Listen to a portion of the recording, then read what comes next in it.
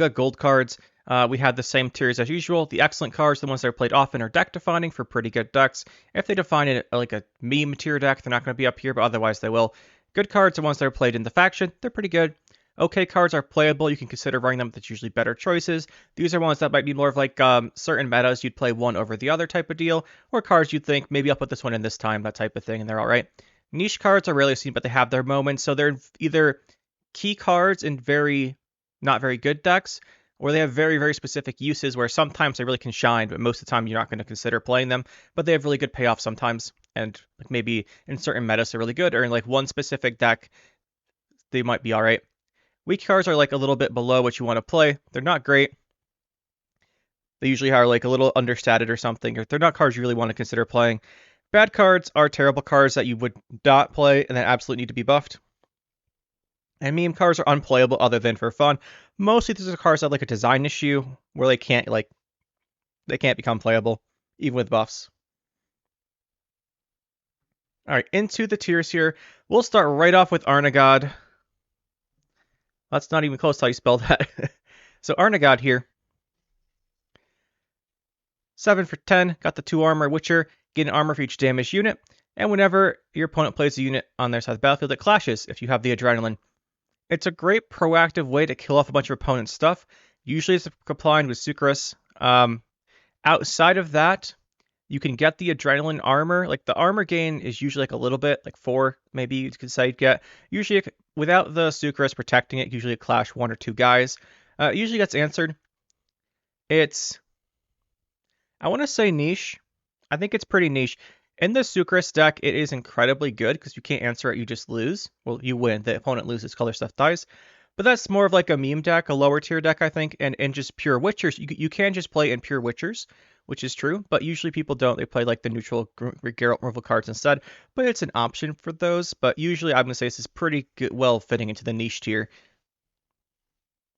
Next up, we have Arnvald here. He's a 6 for 6 that transforms a damaged ally into a bear abomination. So if you have a 1 power token, you get 11 for 6 value. That's really great. If you have a 2 power token, you're going to get 10 for 6. Still pretty good.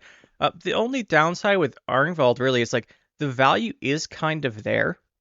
It's just there's not usually spots in these self-wound type decks that you'd run him. I think's the issue here. Because it has to be damaged, right? It could trigger like a Sigvald or not Sigvald, a Svalblood, but it really just doesn't have a spot. And I don't. The thing is, like the value's kind of there. If like he got, for example, if he got any kind of buff, he'd be really, really good, I think, and be like fit in a ton of decks. And as it is, he's not.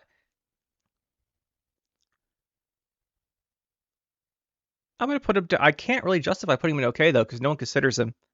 I can't really say he's niche. Yeah, we'll put him here. I can't really justify putting him higher than that as much as I want to. Next up, we have Artis. 5 for 11. He's got Human Cultist Druid. Deploy, play a 4-person Cultist from your deck, and range whenever your unit is played, damaged by half its power. If you're playing a bunch of self-wound stuff, you play this, you grab like one of the guys that transforms to a Bear Abomination with Berserk, plays for 11 for 11, that's pretty good tempo, and then whenever your opponent plays something, it takes half its damage. When you play something, either you have like armor on it like a Dracar, or it has a Berserk effect, usually which one you do, or you can heal it, so you don't lose as much value as the opponent does from this. The downside with Artis is really that, it's really that he's at 11 provisions is one big thing. Because if this guy's at 10 and you can revive it with Faeshia, you can really build a deck completely around it. But at 11, you can't Faeshia it, which means you can only use him in 1 round. If you only play this guy in 1 round, usually like the opponent answers him. Or just like at 5 power, he gets answered pretty easily too. He is also row-locked. So 5 power dying to 5 for damage removal is kind of bad. Row-locked isn't great. It does have decent tempo on it. I think it's just a little weak. Like, it doesn't have a spot. There's just so much better stuff in Self-Wound. Self-Wound's such an amazing deck with so many incredible choices. It's just not really a choice you really want. Everything else is better. You notice we're going to try to go a little faster this time because there's a lot of gold cards and the Skellige Bronze video got really long. Next up, we have Axel 3 Eyes, 5 for 7. Melee spawn and play Crow's Eye Rhizome, which is going to give you 3 crows if you have a druid out and he's a druid. So it's an 11 for 7 play. And these range transform crows into crow messengers. Straight to the top tier. Axel is a 11 for 7 point slam across 3 bodies, so it's not vulnerable to tall punish. That's really, really good. And then you can also transform the crows. So if you're playing a all-in Crow Messenger deck, you can use him to get extra Crow Messengers. And where he's a deck-defining card in the deck, you have to play him with extra Crow Messengers. Top tier, all across. All across. Why is Bearification in here? I must have dragged it into the wrong category. Oh, I had to sort all these cards manually, so I probably sorted by bear for like Bear Witchers, and then threw Bear Abomination. I'm just going to toss that to the bottom. Next up, we have Burna. One of these videos will go through when I had everything set up correctly someday. Burna Brand, so 6 for 8. Deploy, draw 2 cards, discard the same number of cards. It cycles your deck by 2, triggers discard synergies, it's part of the discard package. Discard package is quite good. I think I'll put her up here. Yeah, I think I'll put her up here. And Coral's going to go in the same spot, so we'll just grab her real quick too, because they're the discarders we'll talk about. Because we have to talk about them together. So Coral's also 6 for 8. Seal order, draw a card, discard a card. Whenever you discard, deal 2 damage. So she's playing for more tempo. She has more tempo when you're discarding. We saw the skirmishers before. Discard package is pretty strong. It can help you cycle your deck, set up things like Magic Compass, and it also just plays for good tempo. A lot of decks want to have that tempo. So overall, I think these are both amazing cards. And the discard package as a whole is really strong. I talked about in the bronzes that I think Coral and Burna are more played than the Skald. There she is. So I think these two both fall into the top tier. They're like really strong cards, and you can have a lot of flexibility with them, which is great. So many different decks can use the discard package. That really elevates it in the excellent tier for me. All right, I just had to do those two together. Then we'll go on to our next guy here, Bjorn. So Bjorn's a 4 for 8 with Veteran. He's got Deploy Clash. And then obviously he's got this Bloodthirst. You can return him to your hand by discarding a card if you've got the Bloodthirst. Really a pirate card because they can get enough armor on him that the Clash, he's usually not taking damage because he's a bunch of armor. And then if you really need to remove something, you can like discard a bricked card in your hand, put him back, Clash again. A pretty decent card. I'm going to say he's a good tier. The removal's good. Usually you want to play King Brand with him. That gets up to 7 power. Clashing at 7 is pretty good damage, especially if he's not dying to it. And even at like 6 without King Brand, that's usually enough that you can remove a pretty decent threat. And like I said, usually the armor is going to protect him. If you don't have the armor on him, he's only okay. But yeah, I think he falls into the good tier. I don't think it's like deck defining. He's pretty good in Pirates, but he's not like the best card in Pirates. Next up, we have Blood Eagle. This is going straight into the excellent tier. No way around it. So it's 12 provisions, Echo, Raid. Like we talked about Highland Warlords. Raids are just elevated because of that. It damages the enemy by 2, then plays a warrior with 7 or less provisions from your deck. It means you can't play Svan Rege, which is kind of funny. I think that's the only one it really applies to. That's at 8. And then has Deathblow, play a warrior from your deck instead. Bloodthirst 3, trigger the Deathblow. So you use this to play Highland Warlords. You can then Deathblow it and play your King Brand. You could play Tyr. You can do a whole bunch of stuff with it. It's an Echo Tutor card. Boom. It is right up there. It's amazing. And then once you get your Highland Warlords off, it usually just kills the target. Like 6 damage, you'll just kill something, then 2 to your warrior. So it is super good. Next up, we have a recently buffed card, Blue Boy Lugos. 7 for 7. Whenever he takes damage, he damages enemy unit by 2. Blue Boy's it's not too bad now after he got a power buff. So the thing with Blue Boy is each time you hit him for damage, like you self-damage him, you lose a point and the opponent loses 2 points, right? So from a value perspective, if you damage him, say 5 times, you're going to do 10 damage to the opponent. At that point, you've gotten 12 value from him. But you're also doing control, and you can do a lot of damage with this. Like if your opponent just opens with a scary engine, you can ping your self wound or sign ritual on this guy a whole bunch of times, and you can heal him. You can put like a priest next to him or something. He does consume a lot of your leader charges if you want to use him for control. But overall, I think he's all right now. I wouldn't say he's all the way up in the good tier, but that might change over time. Just for now, I haven't seen him too much, mostly in Golden Necker decks, where you have him as an outlet for self-wound damage and stuff. But I think he's pretty alright in there. I think in most decks, you'd probably play something else, and you don't have to play him in those. And like pure self-wound, which is what most, I think, people play for self-wound, I don't think he sees play yet. but he's a consideration, I'd say. You can think about putting him in. Still, I don't say he's not amazing. Next up, we have Bride. Recently went to 7, well, somewhat recently. At 4 for 7, Human Cultist Druid. You can play an alchemy from your graveyard 4 or less provisions, and then if you Rain or Storm out, you can play a higher provision alchemy depending on how many turns you have out. So just baseline, she can play a 4 provision alchemy, which means you can play Marjoram for 10. Like any of the ones that give you 6 values, you can play for about 10. She's amazing in Alchemy Druids, which aren't the best deck. And she is kind of in the same slot as, I guess what we compare it to a lot is Axel, right? They're both 7. Axel's got a higher base power. Axel creates the special. You don't have to already play it, but she's got flexibility and she can reach a higher card. I think we'll give her good for being in the Alchemy Druids. She's really good in Alchemy Druids, but I think you can play without her too because you already have Axel as an option and stuff. I think we'll leave her in good. Outside of that deck, if you're playing alchemies, say you're just playing a Ale deck or something, you can use her to replay Ales or whatever. But for the most part, you want to play her in Druids. And in Druids, she's pretty good. Druids is an okay deck. Next up, we have Sarus. Sarus on Crate. 4 for 11, deploy melee, spawn a Drummond Shield Maiden, and range spawn a Queen's Guard. You almost always see her played for the Shield Maiden, because then you can ping it, and you'll have 2 Shield Maidens in deck, and you thin them both out. Sorry guys, I had to take a little break there. Like video recording stopped, and I noticed, which is good, so we had to restart the recording. But as we we're saying, like usually you play your melee, get 18-point play when you get that Shield Maiden out. The Queen's Guard's more of you like bricked the Shield Maidens or something, so you just make a Queen's Guard. She does have her own deck. She's mainly played in the Sarus Lippy decks, where you can use her and she'll spawn an extra Shield Maiden. And then when you play her again after Lippy, you'll get 3 out of the deck, or more if you've Mega Scoped. She has good point slam though, just if you want to try running her in Self Wound, there's just usually better options. But I'm going to give her deck defining for just being like the card of Sarus Lippy and stuff like that. I think that deck's not the best Skellige deck, but it's not bad. Like we played it to pretty high, pretty decent level this season at least. It's pretty good. Next up, we have the other Sarus, Saras Fearless.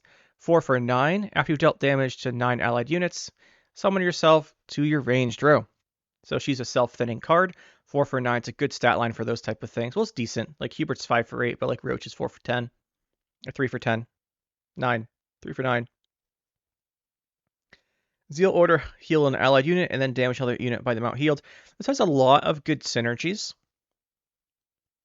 We recently did a deck with Saras Fearless, the Golden Elker Alula deck. So if you want to see her in action, check that out. She was really good in it.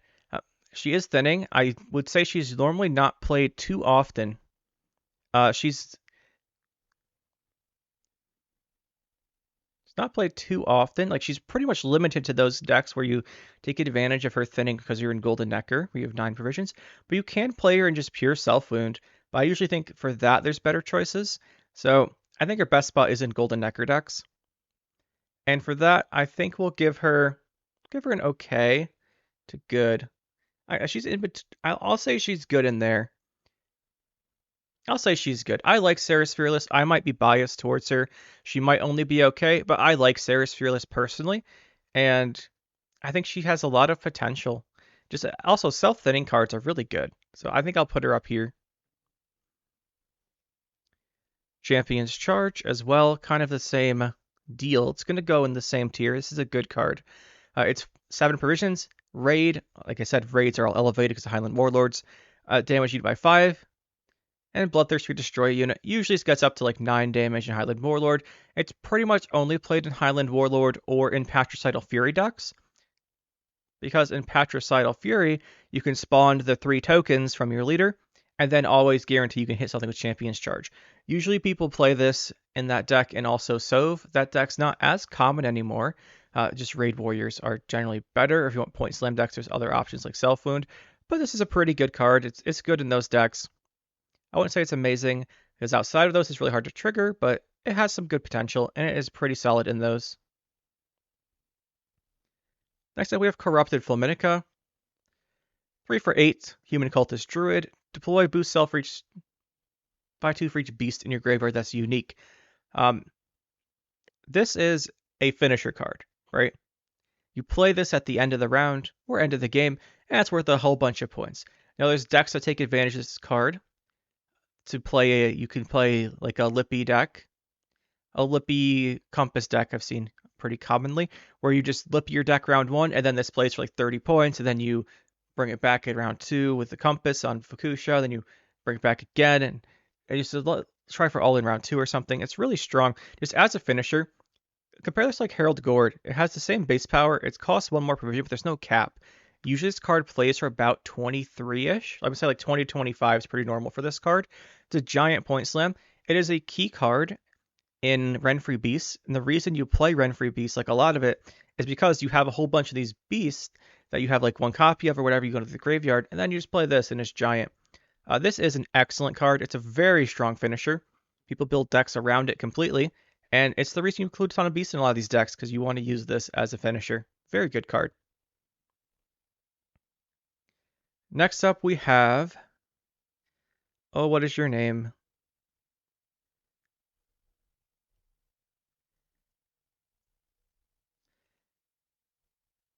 What's the defender's name? Oh, hold on. I got this. It's starts with this. Oh, Covenant of Steel. That's what it is. Covenant of... I was playing Covenant wrong.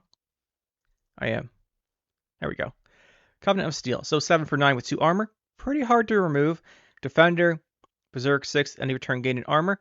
The fact that this is... I think is one of the last 9 provision defenders, which means it's probably getting nerfed soon.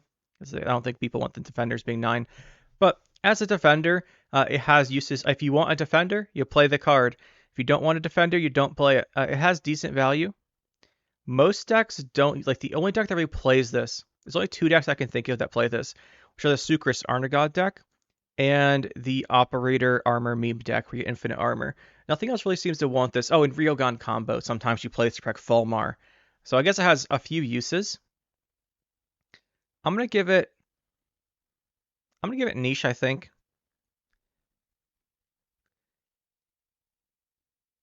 No. Yeah, I like niche. That's not the niche tier.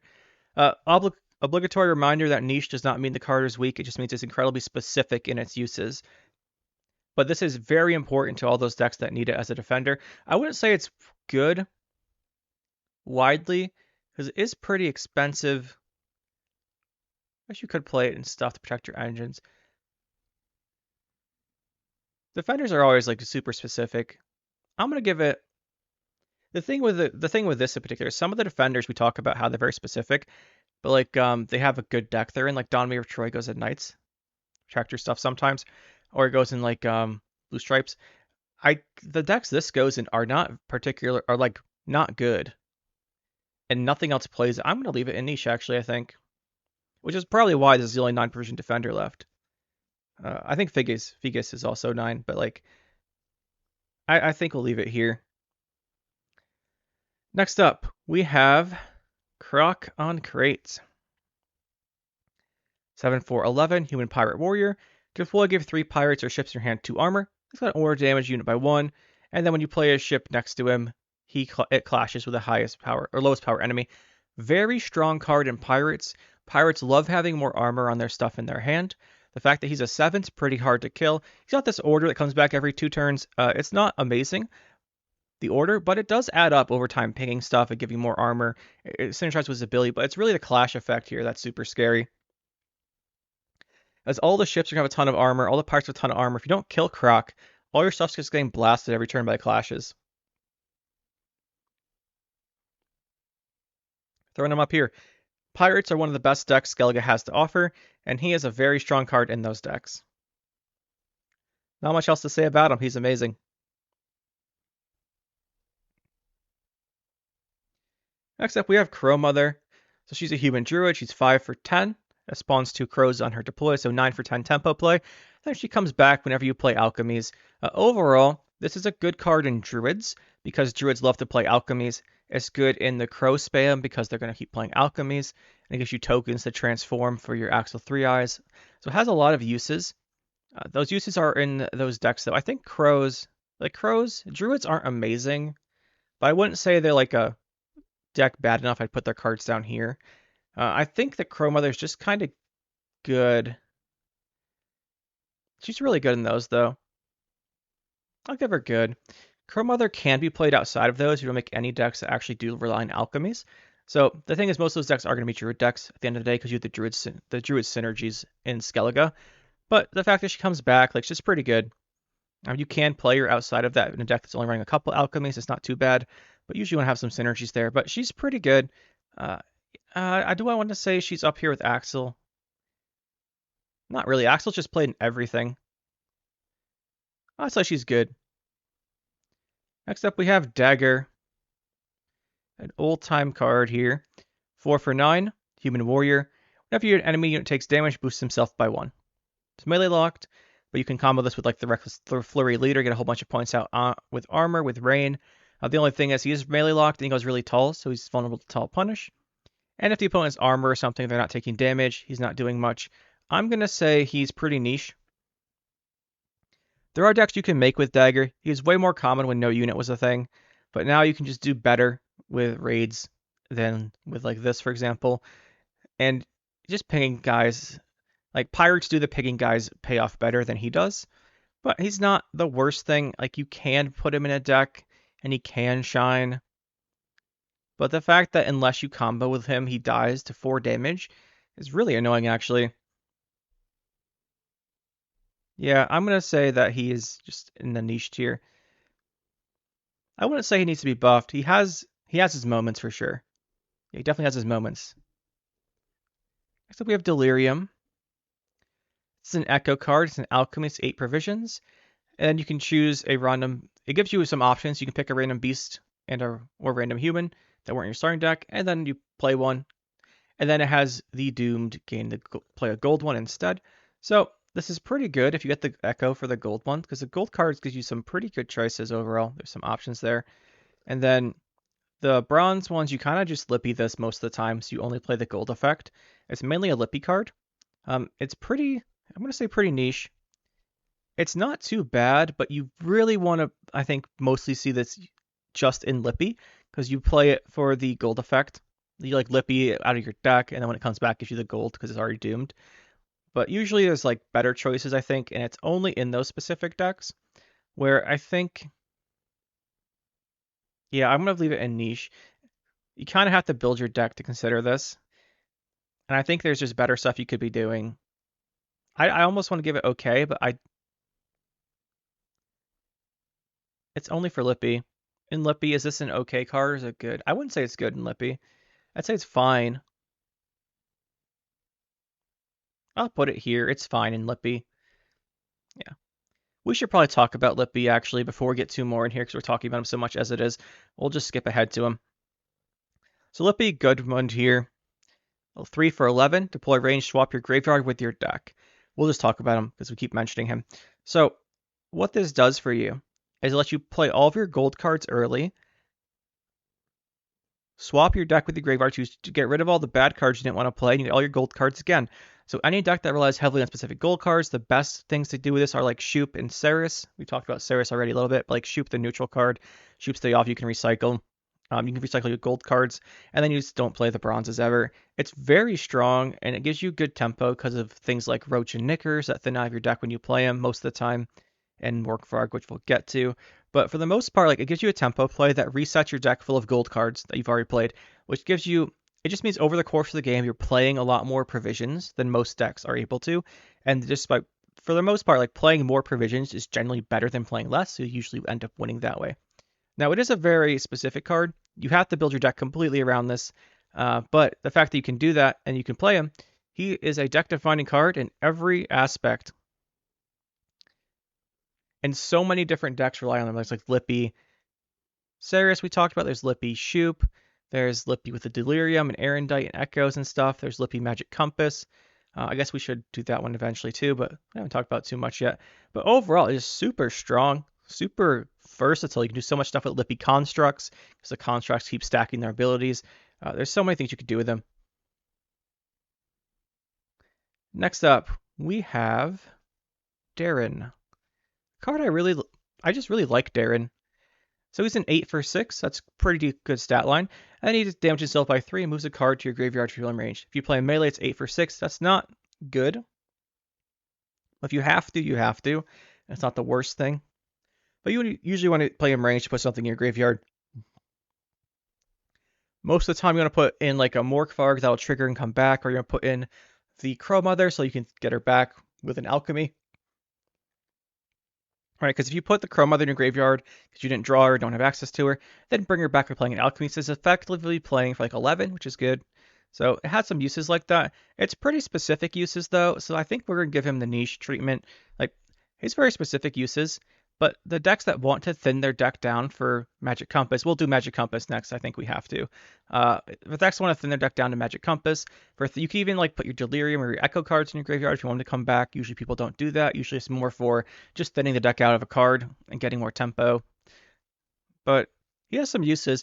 He could see a buff. I wouldn't mind too much. I don't think he's all the way in weak. But I do have a bias for him, so I'll acknowledge that. We'll just leave him in here for now. And like I said, we've talked about these cards. We should probably just start with these ones that are defining for the faction next time.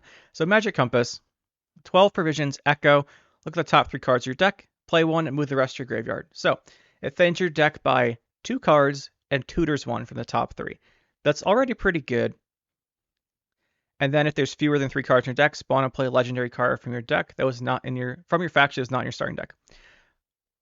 So once your deck is 2 or less cards, you can pick any legendary from the entire faction you didn't include and play it. So you build your deck around this. You build your deck to either have the deck so you can Magic Compass whatever you need at the end of the game and play all the cards you want normally. That's something like the Otkel deck does. So you play Otkel and it thins the deck all the way down to 0, and you're like, well, whatever I need, I'll make off of Compass. Or you can do the other approach is, I'm going to play a Lippy deck. I'm going to use the Compass to make the Lippy every game, so I don't have to pay the provisions to put the Lippy in my deck. That use the Compass again in round 3.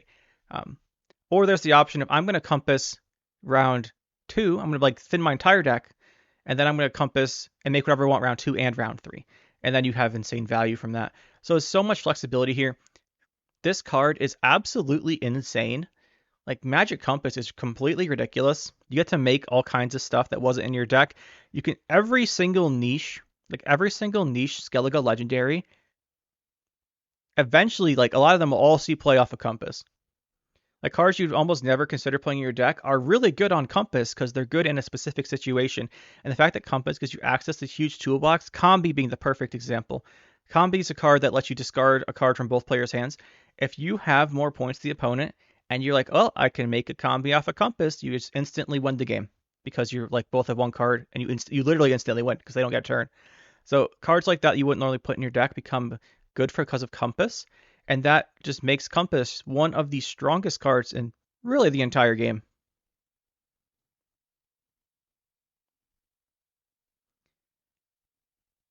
Next up we have Dire Bear. We're falling a little bit down in power level here, but I mean, not much is on the level of Compass. So Dire Bear is an 8 for 9, and units on the opposite row can't be boosted, and Berserk 7, well, units on the row and the opposite row can't be boosted. Berserk 7 is only the opposite row. Very specific card. Usually not worth including in your deck because you have to trigger the Berserk 7, which is a little annoying to trigger the Berserk. And most opponents will just like play their things on the not opposite row then.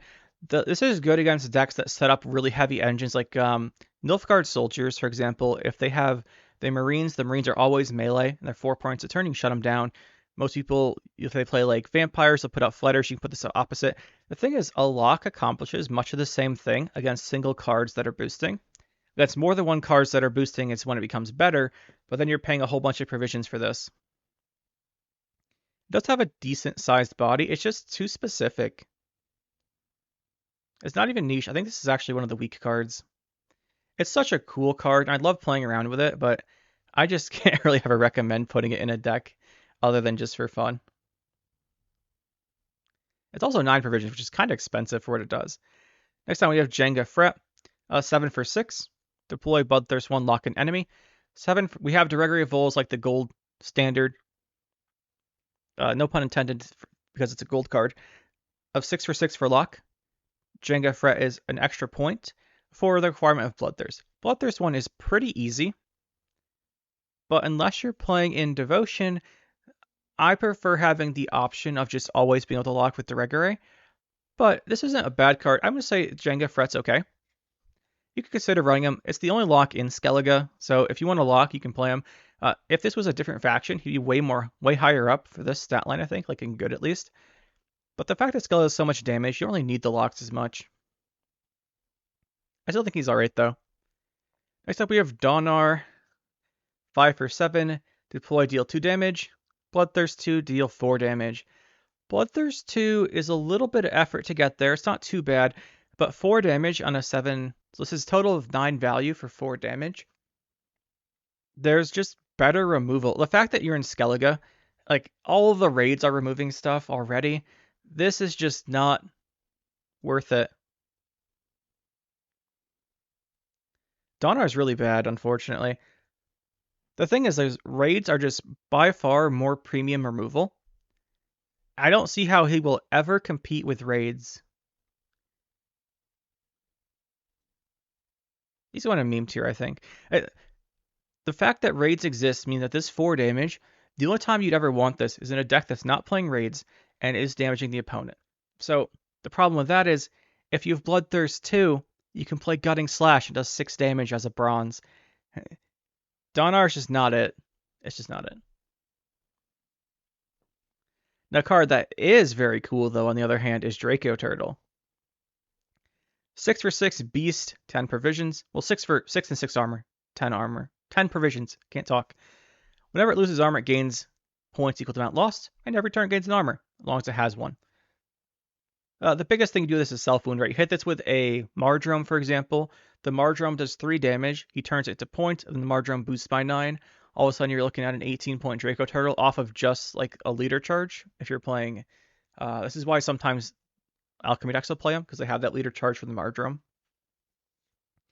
And in self-wound, he's fantastic. Him with Newt or Canute, you hit him with all this other stuff. Pretty good over, like just a good, solid self-wound type card with good payoff.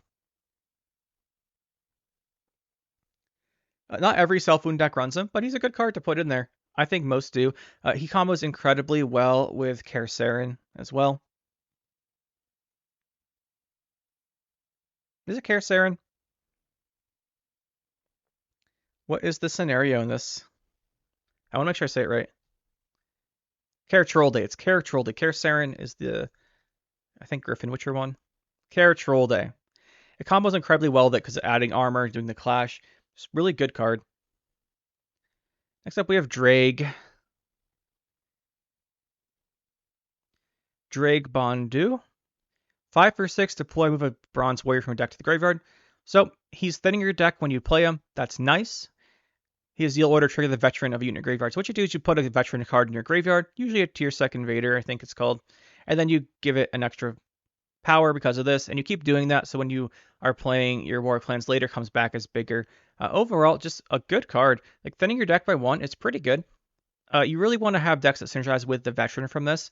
Otherwise, you can just play Darren. Darren's 6 provisions and thins your deck instead, which is a little, or not 6, he's 8 power, and you can thin something else instead of just a Bronze Warrior, which is a little better. But because this goes in Raid Warriors is a great deck. It's one of the better Skellige decks. I think he's just good. He's pretty good in those decks. They don't all play him, but when they do, he's really good. You like really want to answer him so they don't keep getting more points, because it is carryover points on the veteran trigger, essentially. Next up, we have Iced. He's our veteran, 3 for 12 warrior. Deploy Bloodthirst 3, draw a card, discard a card. And then usually this doesn't matter too much. It comes up, but usually he's used for the other part. Whenever you discard a non-neutral during your turn, summon it. And then if you have a non-neutral entering your graveyard during your turn, it can summon as well if you're in Devotion. So the most common use by this by far is you play a Blaze of Glory deck. You play Ice, you Blaze of Glory like your veteran, your great sword that has veteran. It does 13 damage to the opponent, and then you get 13 points back. Insane point swing. And then you can do it again the next turn, or if you have the Bloodthirst, you can like discard, draw, and discard. Overall, just I'm going to say he's deck defining. Raid Warriors are better for the most part than his decks, but you can play him, and I think he's still pretty good in those. I still think he's deck defining. Next up, we have an interesting one here, which is going to be the Endless Voyage. So Endless Voyage is 14 provision scenario. If you play a pirate, it progresses. And then it spawns Bjorn's Car, which lets you infuse something with it takes double damage. And then you start putting out cataclysms. You can read the whole thing here if you want to. But there's some really interesting uses with this. The Bjorn's Car, if you purify it, which it can purify here, you can play this early and revive the Bjorn's Car with Syngrif's Right. That's pretty niche, and no one really does that, but it's really fun. What usually happens with this is pirate decks will play this, or they'll make it off of Magic Compass, usually off of Magic Compass, and then they'll use it as a scenario round 3. Because if you make off Magic Compass, you're saving 2 provisions. Overall, though, it's pretty good. Not every pirate deck plays this. I would say actually most pirate decks don't play it, although that depends on the meta. Just in my experience, most of the ones I play against don't play this. And it's only really a pirate card. I'm going to give it... I think I'll give it good. Endless Voyage is a good scenario. Pirates can play it, but the deck-defining cards in Pirates aren't Endless Voyage. It's the cards that go around it, like the Croc that give the armor and stuff. You just play Endless Voyage in it because you already have the Pirates, and then you can play the Endless Voyage. But like Yalmar Seawolf's making a comeback over this at the moment, in my games at least, so I think we'll put it in good. I can definitely see it being an excellent card, but I really don't see it frequently enough over the other options in Pirates for me to put it above good, but I still think it's good. Next up we have Ermion, 2 for 7, deploy range playing Alchemy from your deck. Pretty simple. Like a lot of these cards, he's just going to be a good. For a tutor card, like a lot of these tutor cards I think are amazing. Problem with Ermion is that the druids, like the alchemies are pretty specific to only druids. And druids are, I mean, like you can play druids. I wouldn't say they're a good deck. I wouldn't say that, I'd say like they're like I wouldn't say they're terrible. I wouldn't say they're good either. Like they're somewhere in between. So the fact that he's super good, but you can only play him in that is kind of annoying. Like the other decks in the faction, look at the other like faction specific tutors. Like look at Fauve. A lot of Scoia'tael decks play natures, so it's pretty flexible across all of them. Or look at John Natalius. A lot of Northern Realms decks play Warfares, even if it's just a few that you want to play them. Pretty much only Druids plays Alchemy, so I can't rate him this highly. I think I'll put him here though. Next up we have Faeshia. 4 for 14, play a non-neutral from your graveyard with 10 or less provisions and give it doomed, then spawn rain for the excess. This card is mainly used in Raid Warriors, just as a way to bring back Highland Warlords, which is a terrible shame because it is clearly meant to be a rain card, but rain's just not good. However, you can play this in like, I'll take it back. Pure Rain isn't good. Ren-free beasts that use the rain, that deck's actually pretty good. But this card is actually amazing. The power level is incredible. If you just bring back, the fact you can bring back stuff, just say you bring back Highland Warlord, you're getting 4 points. The Highland Warlord is probably worth like 5, that's 9. And then you're getting 5 points of rain, that's 10 value. It's a lot of value, a lot of reviving value. You can use this on things like Melusine for big revives. The fact that it plays the card is pretty impactful too. People bring back Bjorn sometimes. You can bring back all kinds of stuff. If you just bring back a 4 provision card, you get 6 turns of rain, that's 12 value. That's great. You can bring back something really expensive. People used to bring back Croc before he got nerfed. Really strong. Very, very strong card. And some decks will like rely on this to bring back certain cards as well. Like Ryogan, for example. Next up we have Fulmar. Speaking of rain. He's a human druid, cultist, 6 for 12. Spawn and plays Tears, or deploy. He spawns and plays Tears of the Siren. Tears of the Siren is just like not a good card. It's actually a terrible card to include in your deck. But the fact that Fulmar gives it to you for free is kind of whatever. It's not that bad then. You get a Siren, and then 2 turns of rain. So it's playing for 8 points when you use Fulmar, and then you get the 2 turns of rain out. And his order plays rain with Storm. Now, Storm's actually pretty strong most of the time in longer rounds. The thing with Fulmar is he's always killed. If Fulmar is only used in Ryogan combo decks, where you put out a bunch of Storm, like a whole bunch of rain, and then you turn like 10 turns of rain to Storm, bring back Ryogan, and blow up the entire board. We'll go to Ryogan next, since we're talking about Fulmar here. I think it makes sense to rate them together, because they are very heavily played together. And then you win, but this is a very combo deck type of thing, where if the combo's interrupted, they kill your Fulmar, you get like some short rounds, it's not great. and that deck's not good. So I'm just going to say Falmar is a niche card. He's super impactful, like you need him in that deck, but I mean, that deck's not good. Then we'll do Ryogon now, like we're saying. So 8 for 8. It starts in your graveyard, so it self-mills by 1. Does cost 8 provisions. You're never going to use him just for the 8 provision self-mill, because it's too expensive. But it is nice that he starts in the graveyard. The only downside is he always gets like hit by a squirrel or something, but that means your other cards aren't getting squirreled. He's weak to graveyard banish. And when it's played or summoned from the graveyard, trigger all your rains and storms. So like I said, with the Ryogon or the Falmar, you build up a whole bunch of rain, turn it to storm, bring this guy back, blow it all up. The opponent's board gets like destroyed, and your messengers of the sea go up to like 100 points or something. It's really fun, honestly. It's a super fun combo. It's really satisfying to pull off. It's just super vulnerable to like a squirrel ruins it because you lose the Ryogon because he's already in the graveyard. They kill the Falmar, gets ruined. Yeah, so Ryogon's gonna go right alongside Falmar. Ryogon is better than Falmar because you can play him in the non-combo decks just as an option to bring back.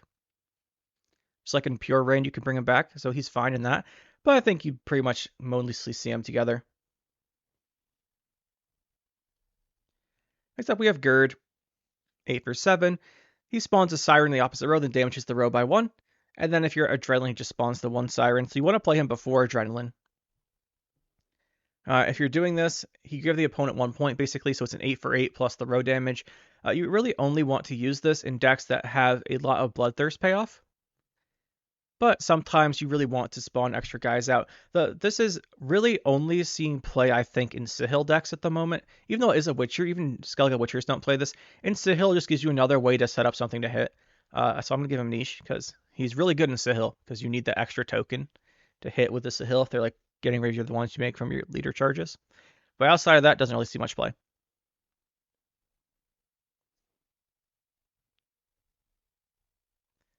Giant Boar, 4 for 6 beast. Deploy melee, boost self by 1 for each damaged unit, and range boost self by the amount a unit is damaged. So this is really just played either in sometimes in Rain-free beasts, because it's a unique beast you could play, and sometimes that deck does use Rain, so sometimes there's Rain out, it can get some good value, but most of the time you don't see this card very often. The second effect doesn't usually come up, because in order for this to come up, you have to hit something a lot of damage. Like if you hit a unit, Giant Boar, you want to get like at least 11 or so points on, like 10 or 11 points. So that's a lot of damage units is the thing, right? Like 7 units damage. That is a lot of damage stuff. You kind of have to build your deck to take advantage of that. And at that point, you don't really want to build your deck to take advantage of a 6 provision card most of the time. But it can be an option like Rain-free beasts.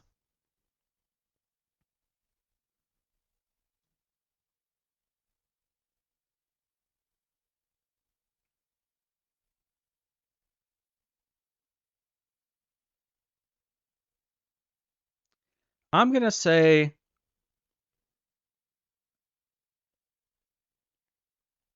it's niche.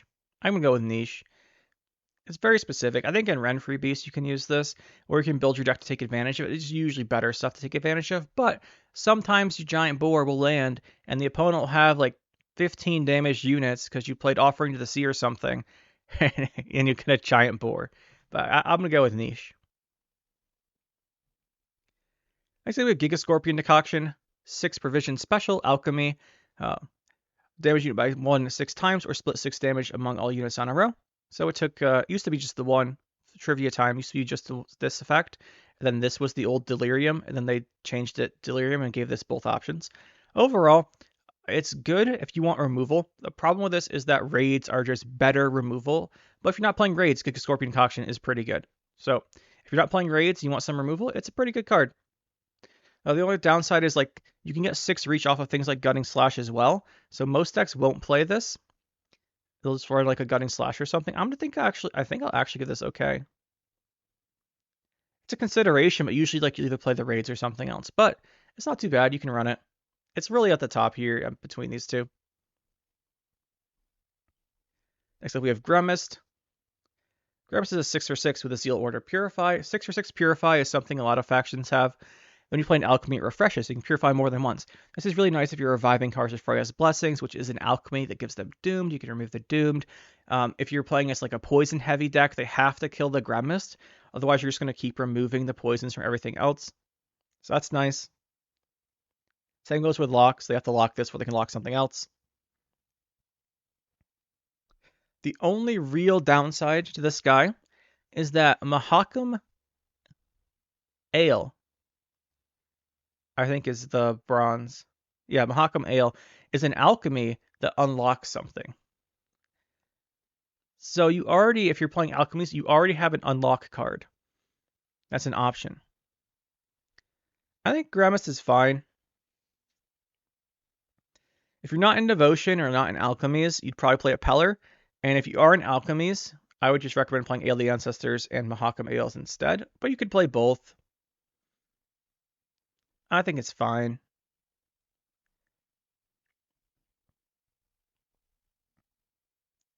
Heron K-Duck, however you pronounce this card. It's where I started in the Witcher Old World game. I was playing Bear Witcher the other day.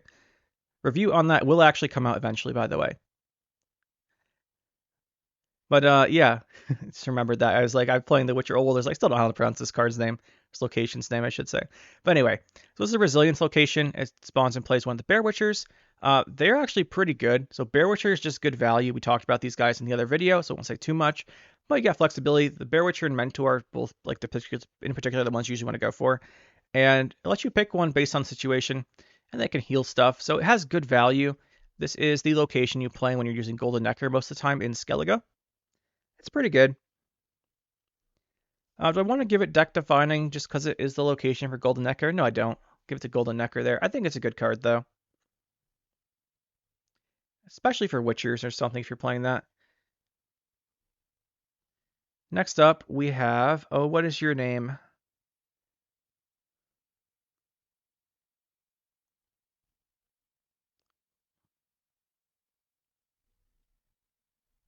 We're going to cheat. Hamond, that's what it is. It's a Skellige and Syndicate crossover card. 7 for 8. Deploy movie unit and give it 2 bleeding. And increase the bleeding by 1 for each pirate. It's a human cultist pirate tag. Look, 4 tags, by the way. I think that's the highest on a card. Please comment if a card has more tags than that, because I'm curious now. So it's a movement that gives out 2 bleeding. It's just too expensive. Like, it's just too expensive for that. That's all it is. It's too expensive for a movement with 2 bleeding.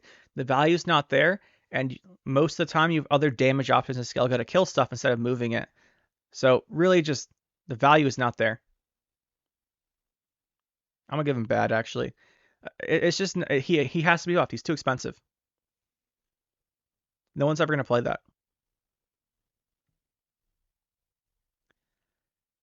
Herald on Crate. This is the evolving card. You pretty much see him in form 2 or 3. It has a pretty similar effect for them all. It brings back a Bronze Warrior, gives it Doomed.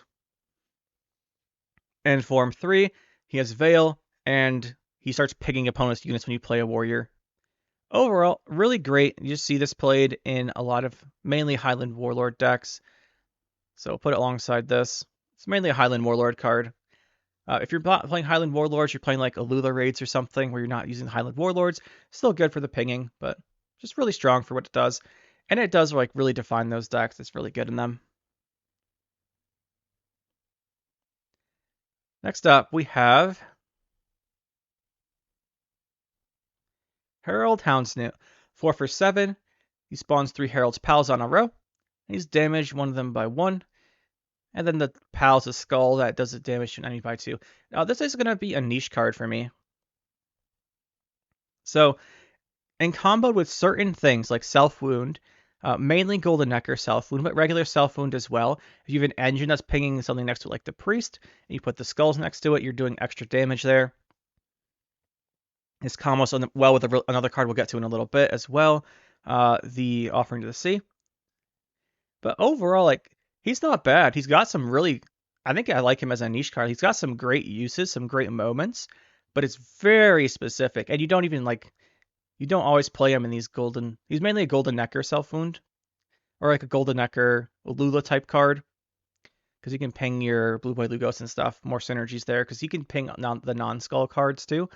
But usually you don't see him. I don't see him too much, but I do see him enough. I think he's niche. Yeah, I like niche. Makes sense. Next up, we have Heimdall. Heimdall. I used to love Heimdall. Heimdall. 8 for 12. Human Warrior. Split damage across units. Yeah, you see what it does here. That was a bunch of damage on a... Wow. I just got jumped on by a kitten, and it made me jump. So I didn't see her coming. She's so sneaky. Anyway, we'll have to remember to include an image here for you guys of Sneaky Kitten. But Heimdall is like a card I used to really like. It's a really fun card, but the downside for Heimdall is that, like, even off of... There's, like, never a time he's the best thing. Let's go with that. There's never a time he's the best thing you could be doing. And that just means he's not going to get picked. Like, the only thing he really does, he synergizes well with Alula, because he's a warrior that does ping damage. And then she could double up. But there's better ways to do that that aren't 12 provisions. And even off Magic Compass, if they have enough units for Heimdall to be good, just play Svalbard. It's better. So really, like...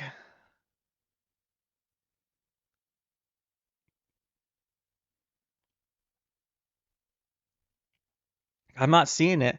I'm just trying to think if it belongs in meme tier. Because Svalbard is just better.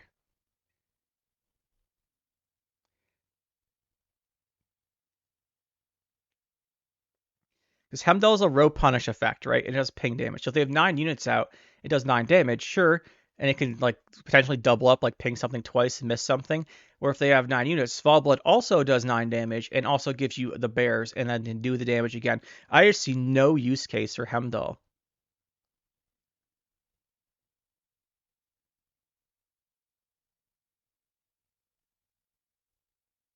I mean, maybe for like 10 base power or something, and Svalbard lost more base power. Maybe if you could combo it with Alula more consistently. I don't know, man. I'll put it in bad for now. Next up, we have Hersha, recently buffed. Not a bad card now, actually. 5 with 1 armor for 7. Takes 6 damage per move. That's decent. It's got Veil, can't be locked. It's a warrior. And does damage randomly among the opponent's row once you click its order. So that's 8 for 7. You don't really want to be doing that unless you have like Alula out, which case it's 6 damage, which is nice. But for the most part, you just let her out there and do her order down here. Or her non-order. If you haven't used it yet, she's doing a ping each turn. Just let her sit out there and do that. And near the end of the round, you click her leader. She's not bad. I'm going to give her an okay. Alongside like Blue Boy Lugos. She's fine. You can consider running her if you're pulling a play in a Alula deck, but outside of Alula, and Alula is like a good card now, I think. I think we'll just rate her real quick because we've mentioned her a few times. But she combos really well with her. But outside of that, you don't play her too much. Like, she's okay. You can consider playing her.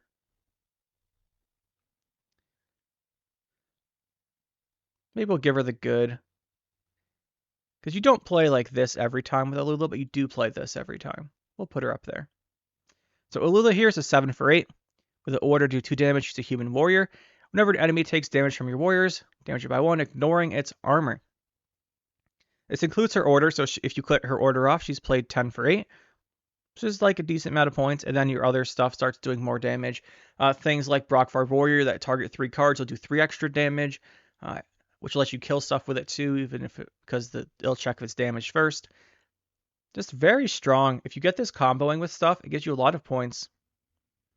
And we'll kind of rate here in context of that. Like, obviously, we're rating everything in context of their decks. She is mainly played in Golden Necker decks as a way to give you a lot of value and a lot of reach on cards that otherwise don't have a lot like her. Is she deck defining? No, you can play Golden Necker without her. Like Golden Necker Pirates, other options. I think these two go together down here. She's good now, though. At 8 provision, she's good. You can make decks based around her. Now that she's 7 power, she doesn't like die to easily. Next up, we have, is this Hulen? I think her name is. Yeah, Hulen. 7 for 10. Deploy boost all humans by 1.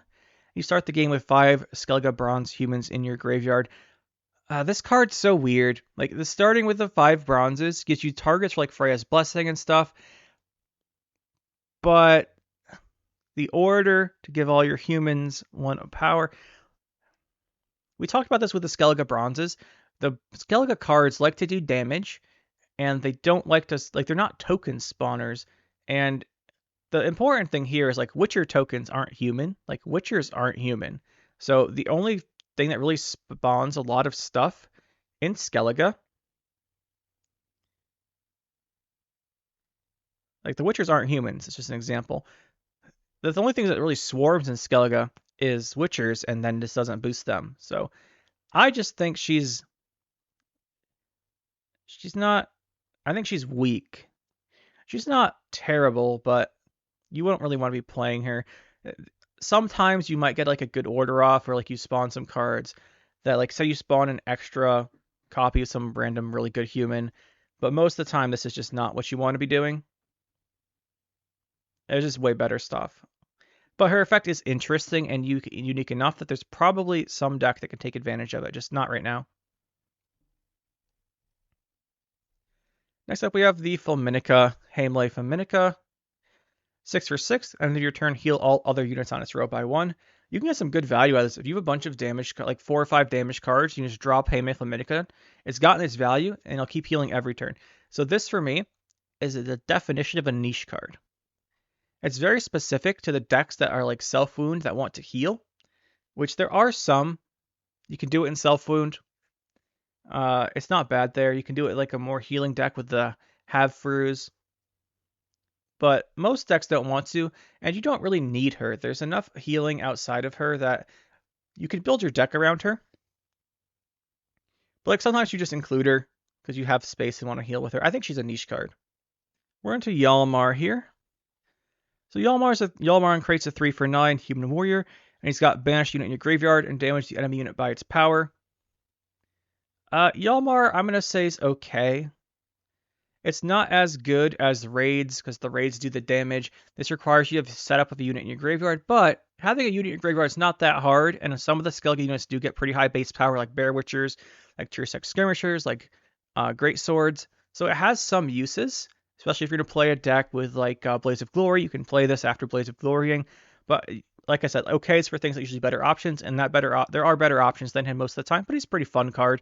I don't think he's necessarily weak. I just think that like he can be pretty good. I just think that there's just better options. That's all there is to it. Hjalmar Seawolf, so 10 for 13. He's got Clash and Enemy. A 10 power Clash kills most things, as we know by Lord Riptide. He's a pirate warrior, and he'll get a lot of armor throughout the game because you're going to play him in pirates.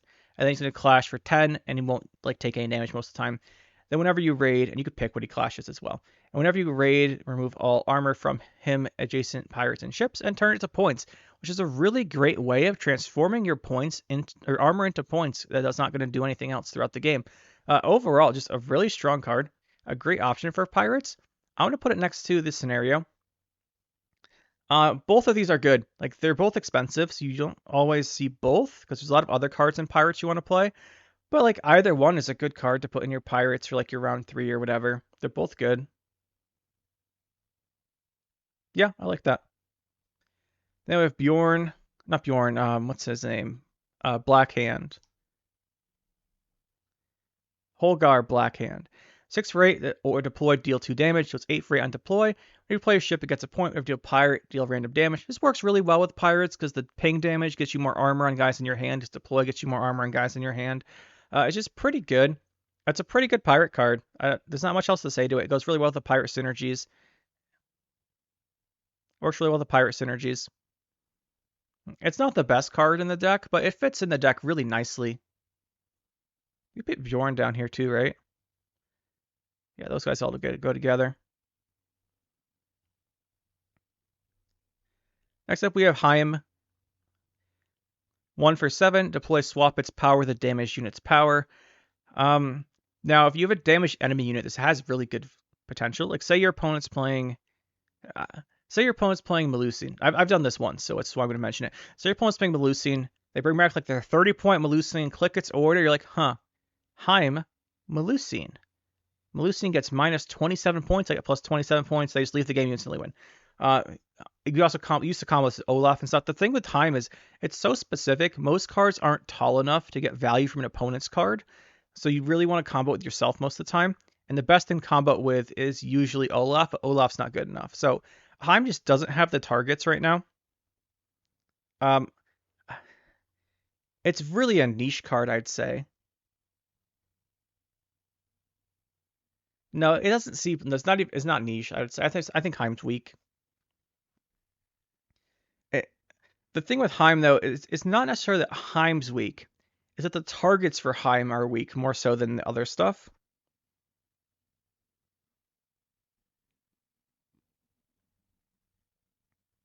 Heim's one of those things where like it's not his fault that he's bad.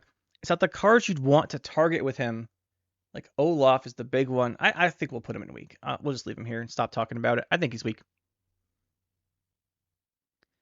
Then we have Gedenieth. Or in Gedenieth's shadow, I should say. 14 provisions. It's the druid scenario. It spawns a preacher, then a rhizome, then a mardrome. Overall, I mean, if you're playing druids, this is the card for druids. We'll just put it up here, I guess. It's a decent scenario. It gets a lot of points. It triggers your engines with these alchemies, which is really great because you play preacher, you bring back preachers with like Freya's Blessing, or you just play more, and then boom, boom, boom, the points just skyrocket if your opponent doesn't answer these. So I'm gonna say this is just like it's a deck defining card for druids. That's all there is to it. Next up, we have you. What is your name?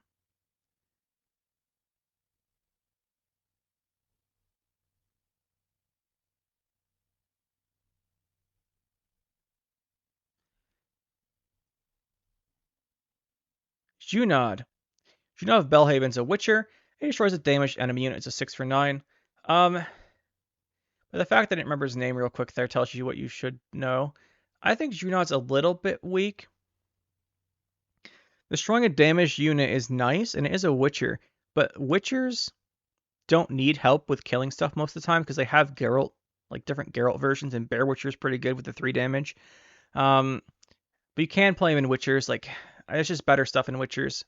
And outside of that, you don't see him played. Not even Golden Necker, because there's better stuff. Like Unicorn Kyronax, the 6 damage is better. I think we'll leave him in weak for now. Speaking of weak, let's go to Yutta. This is a sad one. So Yutta's a 13 for 6, and if she's the highest power unit, she damages herself by 6.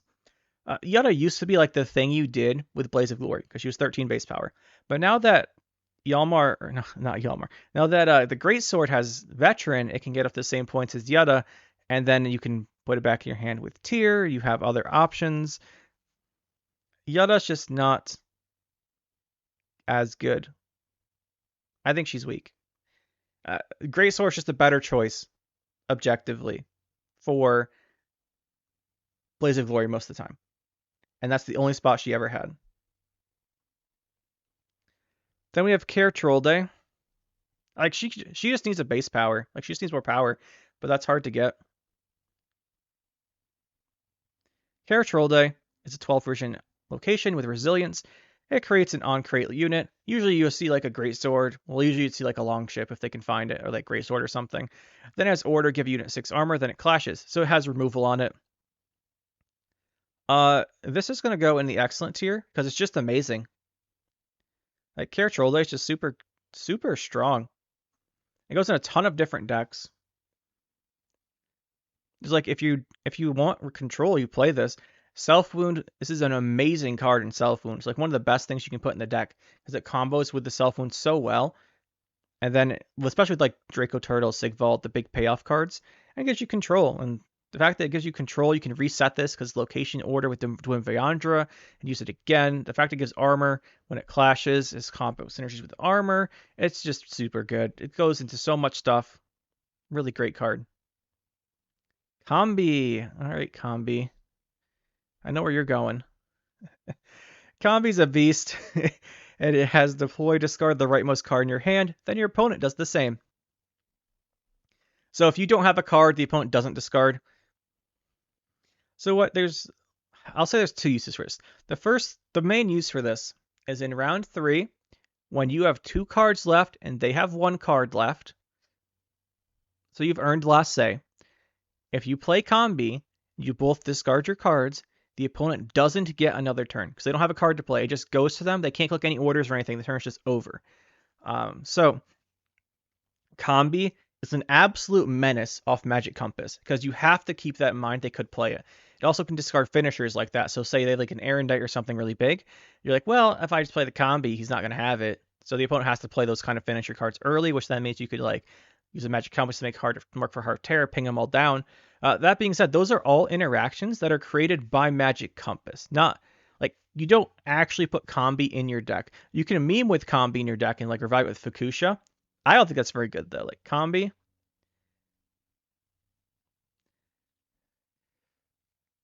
I'm going to say, remember, this is for you putting the card in your deck. How good is the card? You don't have to make a combi to be able to play off Magic Compass. I don't think playing combi, I think combi's a pretty meme card. I mean, sure, you could play like Renfree Beasts if you want to. Or make a deck based around playing. I just don't think those are good. Combi's a pretty meme card, I think. It's meme, but remember that we're rating this as separate from Magic Compass. Magic Compass is absolutely insane because you can get like make the combi at the perfect situation and play it. But I mean, if you're playing combi in your deck, that's completely different. That's what we're talking about when we're talking about the card. Next up, we have the Kelpie.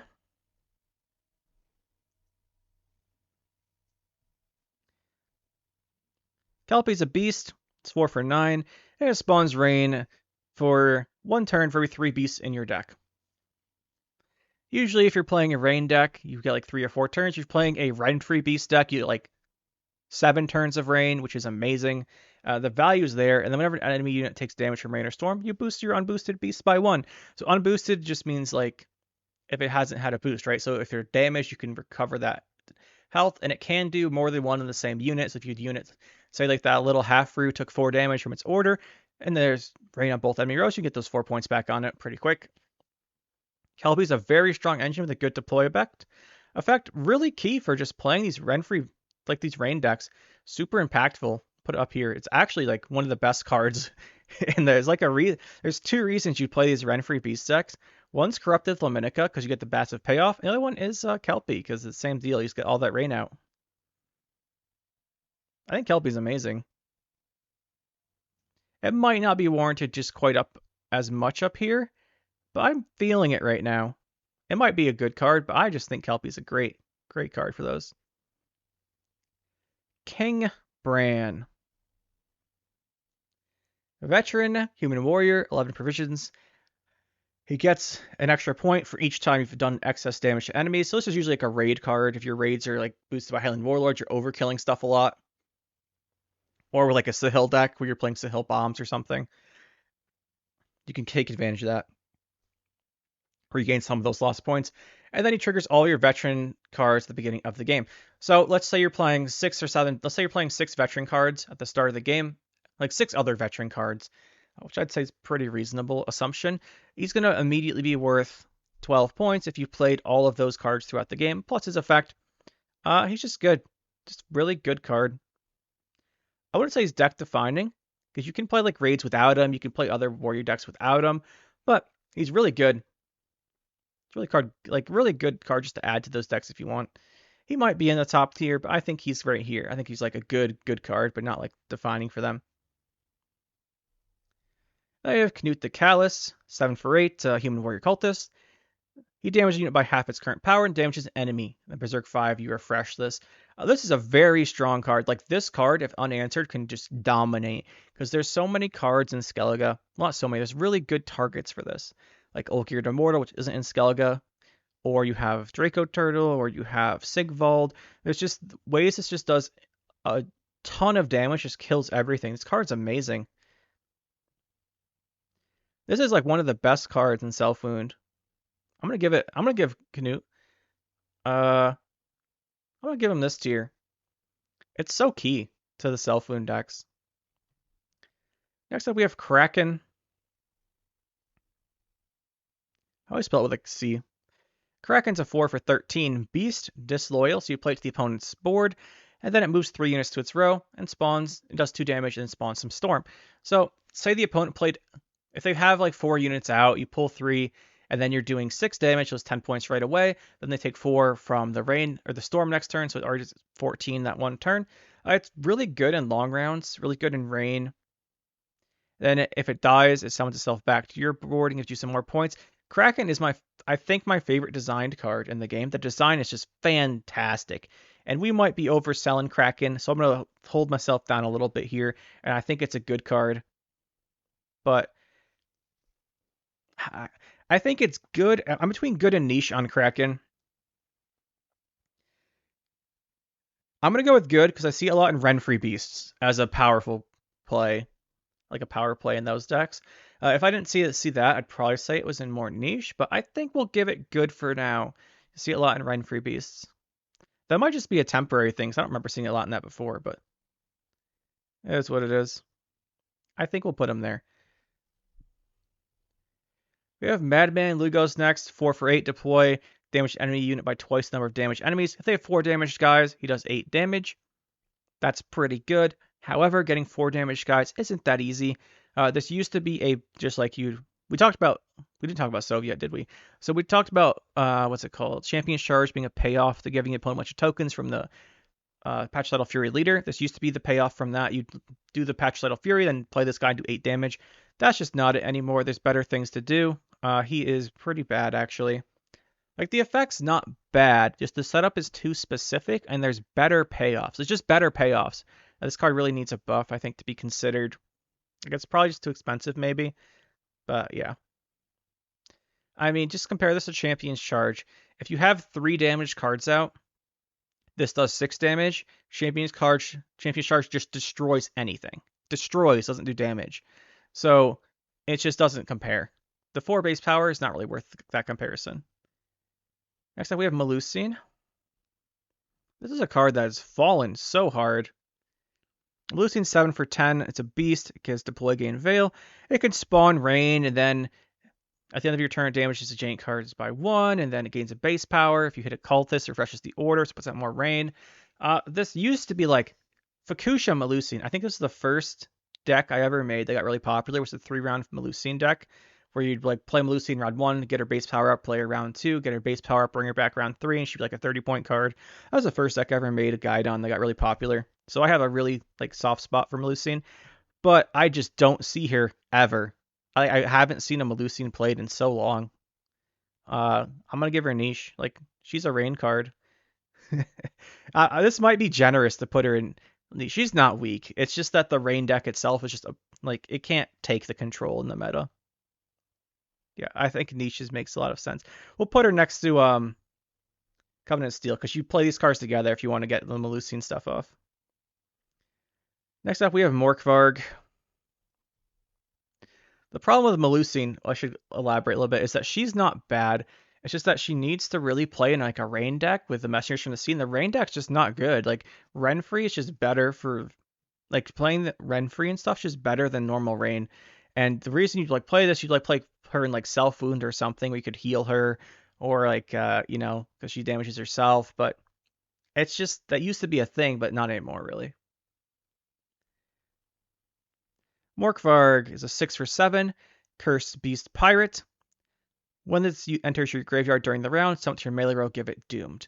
I will just make a quick note here. I have a list of all these weird interactions. That's going to be a video at some point when I get enough of them. But if you manually place Morkvarg in your discard pile, he doesn't come back. Other than that, once he enters the graveyard, he comes back.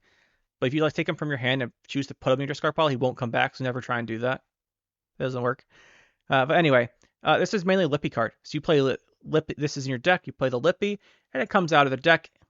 I wouldn't say mainly, but it goes well with Lippy because you play Lippy. This goes into your graveyard, comes back. It also goes really well with the discard package. So I'm going to put it up here with the discard package. I think in Lippy. Put these guys together. I'm not sure. It might just be good, but it recently got a power buff. And I'm uncertain of how good it is after the power buff because it wasn't getting played too much before that. Well, I mean, it was still played in discard. It was still played in the same decks. I'm going to put up here. I think this card package is pretty good.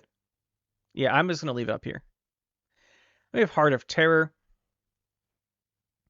5 for 10 with an armor, human pirate. Damage any unit by 1 and repeat until the target is damaged. So if the opponent's boosted really high, like a finisher card, you just ping it down until it's damaged. Or if it has a bunch of armor, usually for you play unboosted cards. Let's see here. I'm going to go with... I think we'll go with good. Mainly see this in pirate decks.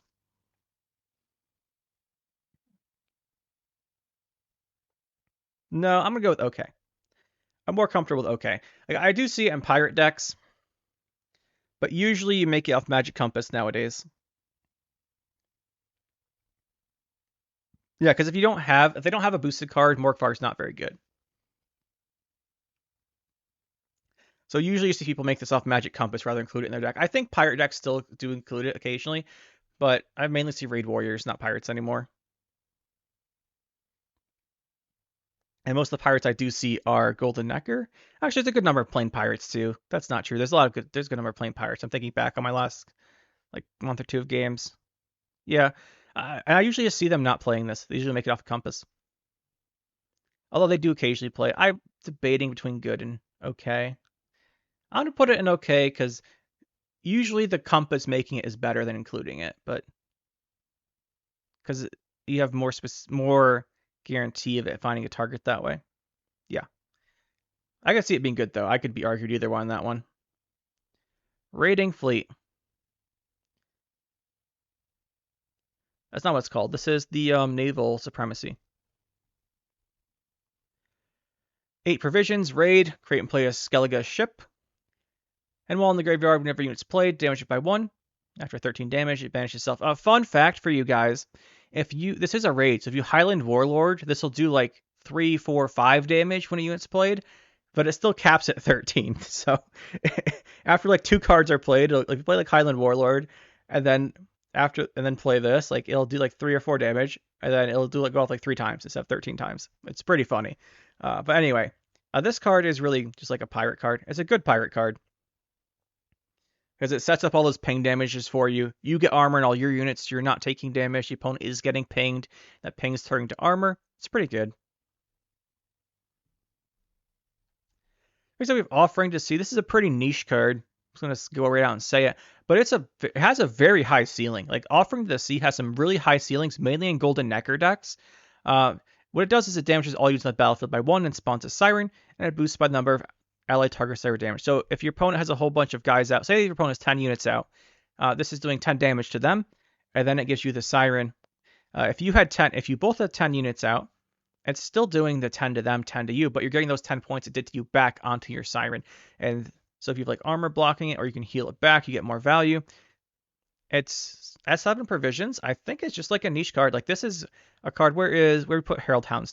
You play Heral Hound, get out the skulls, and you hit them all with the Offering to the Sea and then trigger them all. It's quite nice. I don't think it's a bad card. I just think it's very specific to like you play it in combos like this or in decks with the Heral Hound, which will also stick next to it because then you heal everything that took damage. Just pretty specific. Next up we have Olaf. Olaf, 10 for 10 beast. You just order damage him by twice the amount, or heal him by twice the amount he's damaged. So what you used to do is you'd play Olaf, you hit it with Knut the Callous, that would do 5 damage, and then you use Olaf the next turn, and it heals himself, or boosts himself by 10, be 15 points. That's just not what you do anymore. There's better things to do, like hit old Gird, and unfortunately, I think he's just bad. Olaf's just bad. It needs buffs. There's not much else to it. Either he needs to be cheaper, so you can try and play him with the Heim combo, and it's not 17 provisions to do it. Because what you could also do is like hit this with 1 leader charge, then you'd Heim it. Problem with that is like if you don't hit this with Heim, you don't really have much else to hit with it. It's triggering Berserk or something. But it's not good. No one does this anymore.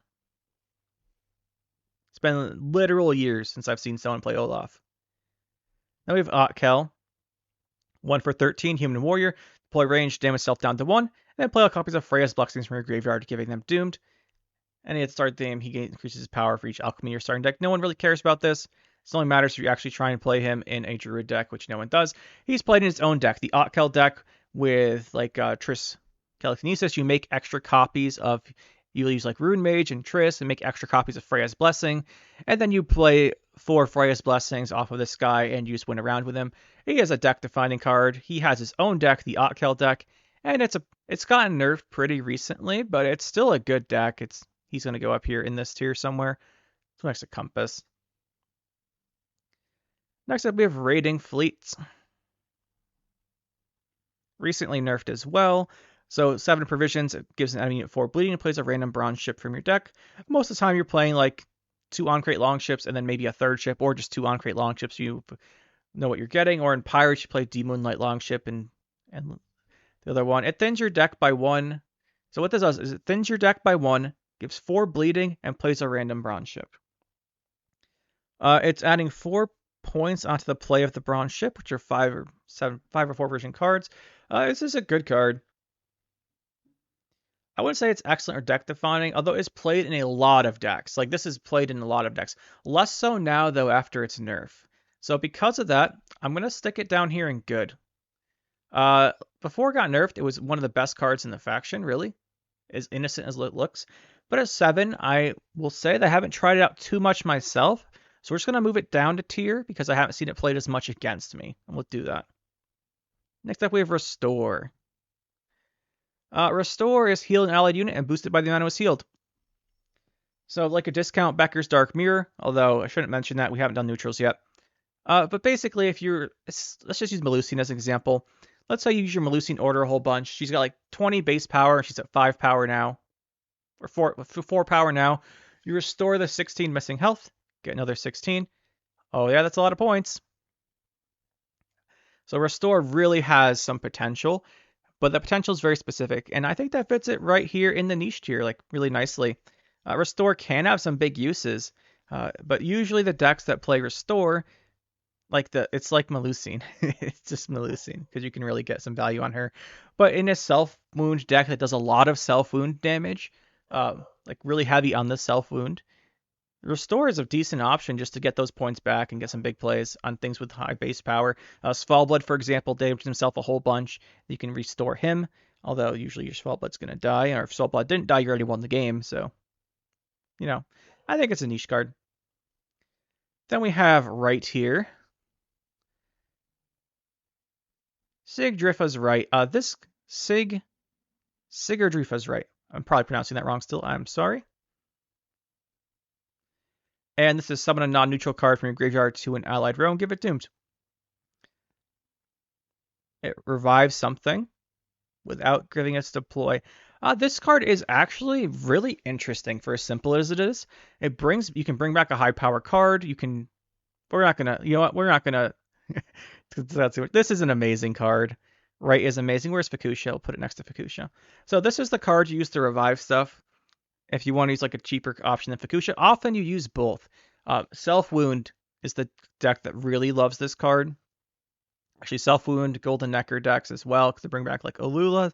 That's pretty, I've seen that a decent amount recently. You can bring back big cards, like usually you bring back like Sigvald and Draco Turtle and stuff, or Knut the Callous type of deal. But you can just bring back big cards like Great Swords if you're playing them in your deck too. It's just really good. Would I say it's deck defining? I think it's played widely enough across the faction that I'll leave it in the excellent tier. It's really good. But speaking of deck defining, we have good old Sigvald here. 7 for 10. There was a day this card was 7 for 7. Just remember that. This was originally 7 for 7. Whenever this card is damaged by non-status abilities, it gains bleeding instead. So it doesn't take damage, it just gets more and more bleeding. And then you can damage itself by the duration of the bleeding on it and purify itself. Or damage a unit. And if it was an enemy unit damage self by the amount, it was an ally boost self by amount. It says, since it says other non-status abilities, by the way, he can't kill himself with his order if you damage an enemy. Usually what you do is, I guess, like, you hit it with a whole bunch of self-damage with Mardrones, with Knut the Callous, if the opponent's pinging it. And then all of a sudden, at the end of the round, you're like, it's got 40 bleeding on it. I'm just going to get plus 40 and kill off some random token I spawned. This is an answer or lose card most of the time. If the opponent does not have a way to stop this, they lose most of the time. If you're playing in Self Wound, you like have to save a Heat Wave or a Lock for this. It's that impactful. So he is way up here. Where is he's just going at the end here next to Canute the Callous? Yeah, I like that. So is this Skjal? What's his name? Yeah, Skjal. 10 for 6, Human Warrior, Berserk 5, Destroy Self. Yeah, this is not good enough. It's a meme card. The thing with these high base power cards is you can consider them originally, not anymore. You could consider them for Blaze of Glory targets. This you just never play because 5 damage is so easy to get. Like there's so many 5 damage cards. Now maybe if this card was like 12 power, where they'd have to commit multiple damage instances to it for it to destroy itself, then we're talking. Because if they just hit this with, say they have to hit it with, say if this was outside of 6 damage range, or they'd have to put some effort into actually hitting it down to kill it, it might be considered okay, but it's not. It's just not. This card's so bad. Which is sad, because I liked Skull in the games. On Witcher 3 at least. Littles he's in it. So Skjordal, 3 for 8, Human Warrior, Devotion Veteran. So you always play him with Devotion, otherwise you'd never consider him. Deploy damage unit by the amount by his base power. So with King Bran, he gets up to 6 power. 6 damage is good. Outside of that, so you only see him in Devotion. Pretty much non-raid Devotion. Because usually the raid decks, the raids do enough damage, you don't need him as well. But you can see him there. I'll give him okay. I think there's usually better choices, but he's not. For me, like there's a couple cards that are a borderline between these two, where I'm not sure which tier to drop them in. Like these two and Kraken. I think I'll go here though. Yeah, I think I'll go here and okay. Definitely could be good though. Speaking of could be good, as I hit back twice again. To Sov. Sov himself. 10 for 12, Human Warrior. Deploys summon a beast from your deck to the opposite row and infuse it. And then when the beast dies, he gets points equal to double the beast's power. Now he has immunity when he does this, by the way. So what the normal play pattern for this is you play your Patriciidal Fury Leader charges, it gets you 3 damage tokens, and then the Arnvald himself spawns a 4th damage token. You play Sov and pull out a 4 power beast like your squirrel. It gets infused and immediately dies because there's 4 damage units, and Sov is an 18-point immunity card. That is absolutely massive, and the fact that it's immunity means it's really hard to deal with. Sov is incredibly strong, and he has fallen off at popularity, though. I will say, he is not as popular as he used to be, but he's still incredibly strong. I think I'm still dropping him up here. Yeah, I like that. He used to dominate the entire game, though. What do we in? We have Streborg, Runestone, Create Player, Bronze Skellige. I mean, all the runes are just meme cards. Like, we've established that at this point. Creating a random card is way worse than just putting the card in your deck. If this was 4 provisions, you could gain more provisions more commonly on all the runestones, maybe, but they're all 5, so nah. We talked about this card already. Sucrose. So he's 6 for 9. He's a Skellige and a Syndicate card. He's not a Syndicate card, though. Just ignore that. He has that orange border. He's never played in that faction ever. And he prevents the unit left them taking damage. You play him next to your Aragot. When they clash, your Aragot doesn't take damage. Just kill the opponent's stuff. I mean, it's like a more meme deck, but it's kind of funny. That is what it is. Next up, we have Totem. Swallowblood Totem is a 10 provision artifact. Or location, I should say. With resilience, it spawns 2 fanatics, and that can damage an allied unit by 2. This self-damage on this is actually super useful in self-damage. Like, this is it's an amazing card in self-damage. This 2 damage lets you trigger a whole bunch of stuff. No one's ever going to remove the totem, by the way. Like, no one's going to remove the totem, so you can really count on this. It's not like in Syndicate where if you play your artifact, the Conjurer's Candle, people can remove it. No one's ever going to remove this, so you can really count on this to trigger your stuff. And the fact that it gets you 12 points because you can trigger both these fanatics with it. It's nice. Usually you don't bother. Usually you combo this with Svalblood.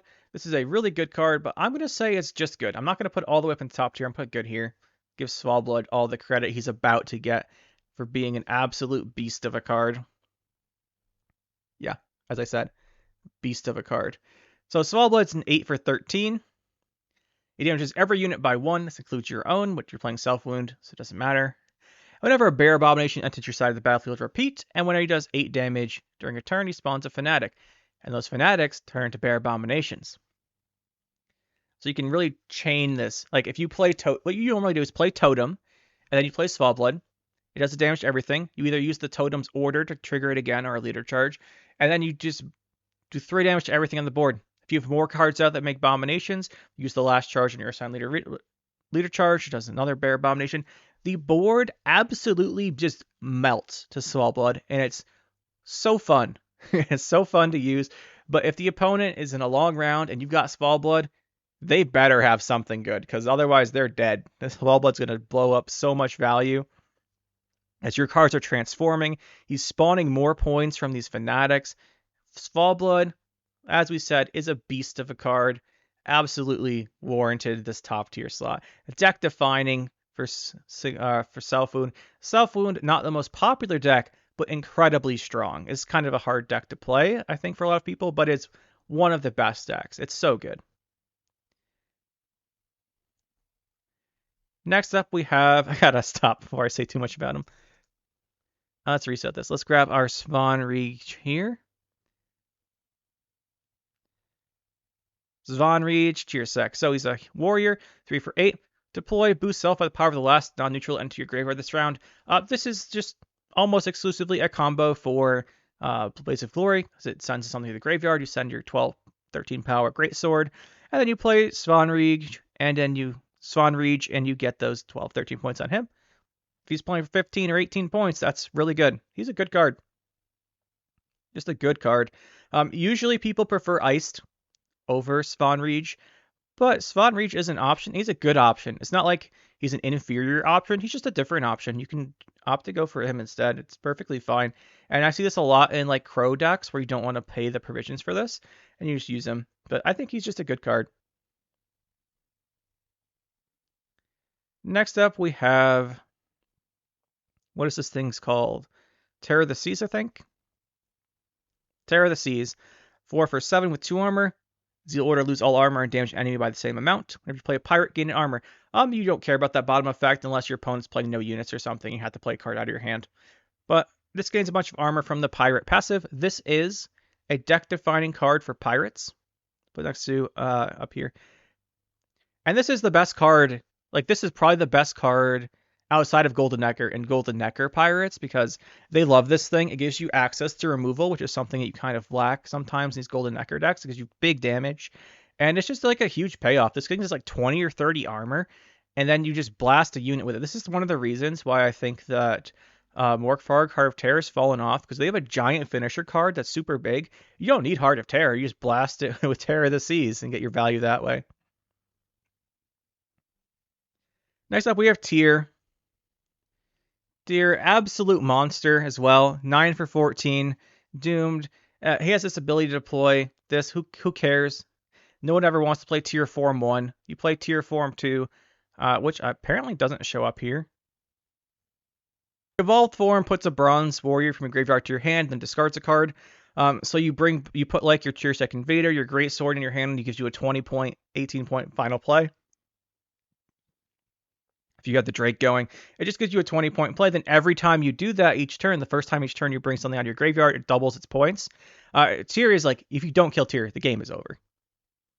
It's almost nothing can beat an unanswered Tyr, and it is an amazing card. It's like the best finisher in Raid Warriors, as the raids bring stuff back. There's just so much power there. Next up we have, let me go back. We have Trigvi. Yeah, that's already here. So Trigvi here is a 5 for 10. He's got Human Pirate Warrior, Veteran, so he can get up to more points. It gives an enemy unit Rupture. This is the only card other than Lilith's Omen that can give Rupture, I believe. I think there's only 2 Ruptures in the game. This is the first Rupture card. So what this does is you give opponent Rupture. As you can see here, Rupture does this. It damages the unified space power. Rupture can be purified. It can be blocked with a shield. It doesn't work through armor. It's just not good removal because they also opponent. It's an order card, like that turn for the order. It's not a good removal card. It's a good value card in theory, but it's just not as good as the other stuff. This card's just bad. I mean, Trigv doesn't have the value. Sure, you like in theory you can put this in like an Ogroid and it takes like a King Trum, and then you look at King Trum, you're like, ha! All of a sudden the King Trum dies, and if it gets purified, it loses its resilience. Amazing. That's never going to happen. I mean, it might happen once or twice. It's not a reason to put it in the deck. This card just needs a buff. Next up, we have the guy whose name I can't remember. What is it? Udalryk. Yeah, Udalryk. So he's a 7 for 6 with Berserk 7. This is a card that lost the power, so his Berserk's always online now. And sets an opponent's power to match his own. This is an okay-ish card. The idea here is if the opponent's something really big, you can reset it down to his level, or you can self-damage him down to like 1 and set the opponent's card to 1. In order for this to be good, you want to like set at least like minus 8 points. Probably more like 10 points because of the effort you have to go through for this. I think it's pretty specific. By the way, see Heim there? You could Heim this, right? You can do Heim on this. I just think it's pretty weak still. I still think it's a bit weak. Maybe it's in niche. You know what? Where's Heim? We'll put it next to Heim just because, you know, lore reasons. But yeah, I tried to use this after it got buffed by being reduced to 7, but I never found it really worth it. Next up, we have Ulfodin. There you are, 6 for 10. Beast Curse. I love Ulfodin. This card's so cool. Deploy damage enemy unit by half its power, but there's 3 damage. The adjacent ones as well. It is a beast. The problem with this is the opponent has to have a lot of units.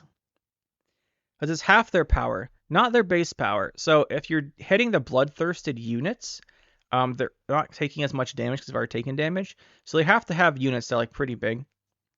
If you hit 3 5-power cards with this, it is playing for 15. That's pretty good. 15 for 10, we'll take that.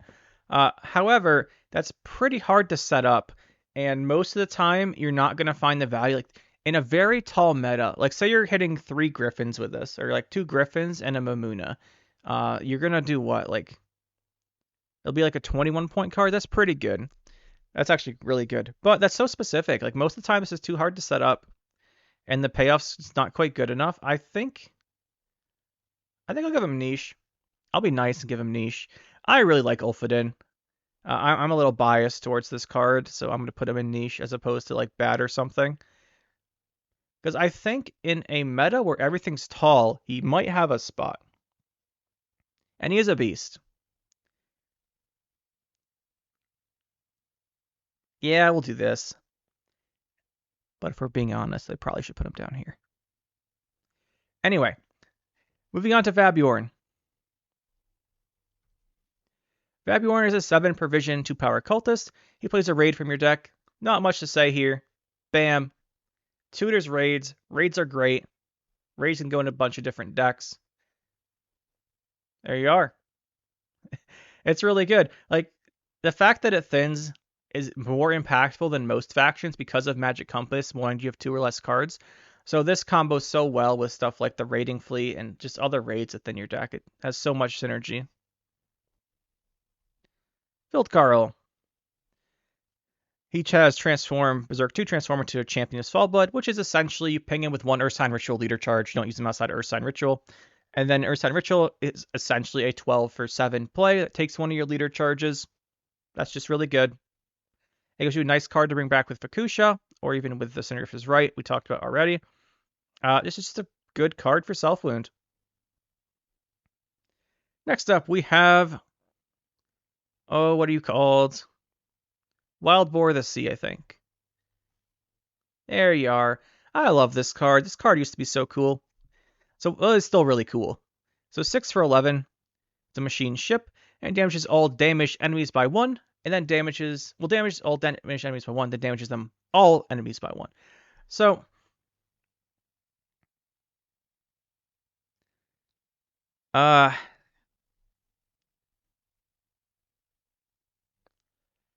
it's too specific. It's just too specific. In order to get value from this, it's like a payoff finisher type card to compare it to the other ones. If the opponent has like say the opponent has 10 units, and you do 10 damage to them, 16 for 11, that's not even that great. Like most of the time, they're like, say they had like 6 or 7 units, like a shorter round. Like this is good in a long round where the opponent already has damage cards.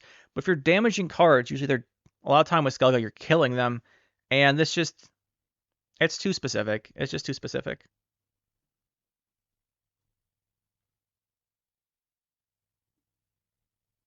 Maybe you can argue this is niche, but if this is niche, like why aren't people playing it in anything? Like there is something to be said of a Svalbard Wild Boar the Sea hilarious combo deck, but I mean, you don't really want to be doing that. There's so much better you can do than this. Damage all enemies I want. I said this with Heimdall. Why would you ever play this with damage all enemies when you can just play Svalbard? It is so much better. That being said, this card is really cool. Next up, we have Joanna. 5 for 6, order, heal 2. Charge 1, whenever unit takes damage. This unit takes damage, heal 1. Or gain a charge, I mean. This card's not good. But, look at this thing. I think if it's 6 power, like this card would actually be a consideration for Self Wound, maybe. I'm going to put this in weak.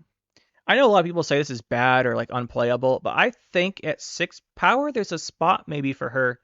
So, especially in like the Golden Necker Self Wounds, maybe. Even like regular Self Wound. If this is a 6, heal 2. No, it's not it. That's not it. We're wrong. This is bad. I was thinking of comparing this to the Half Roost Singer. Half Roost Singer just does. This is nowhere near as good as that. Hemel Fminica. Yeah, this is bad. This needs to be buffed. I think maybe a 6 power could talk about it a little bit. We have Justinia. Oh, how do you spell her name?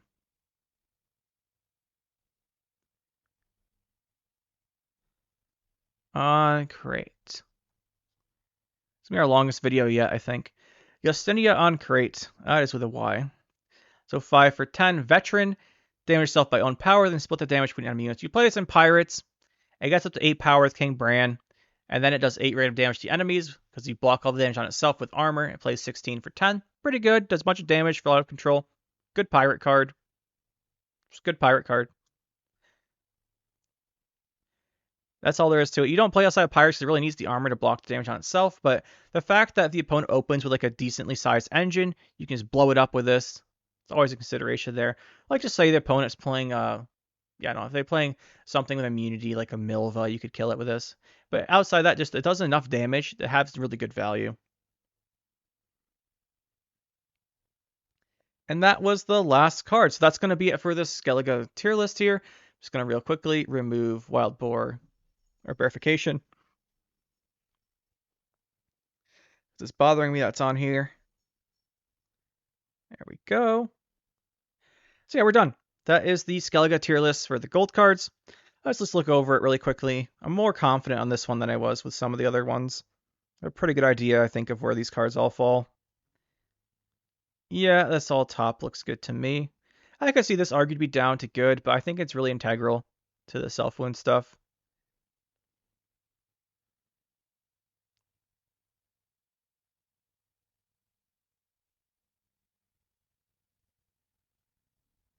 Again, like Kraken. Maybe we put Swan Reach up here by Ice, but I like him better in the good tier, I think. Like I could see this being argued up or this one being argued up if you really like these in the warrior decks or pirate decks. But I think that I don't like him as quite as much.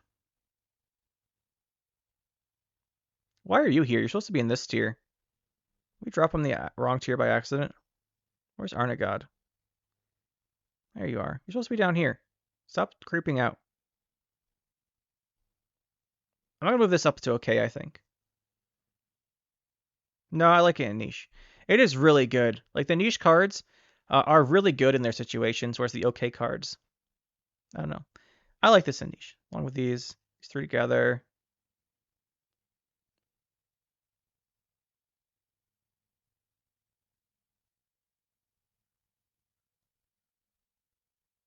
She's not weak. She absolutely has to be buffed. She's not playable in her current state.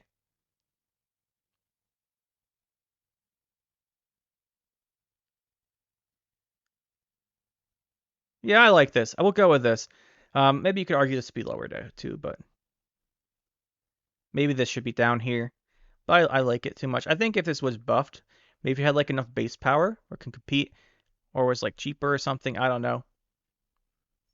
But yeah, we'll go with this for the Skellige tier list. Let me know what you guys think. Hopefully you enjoyed.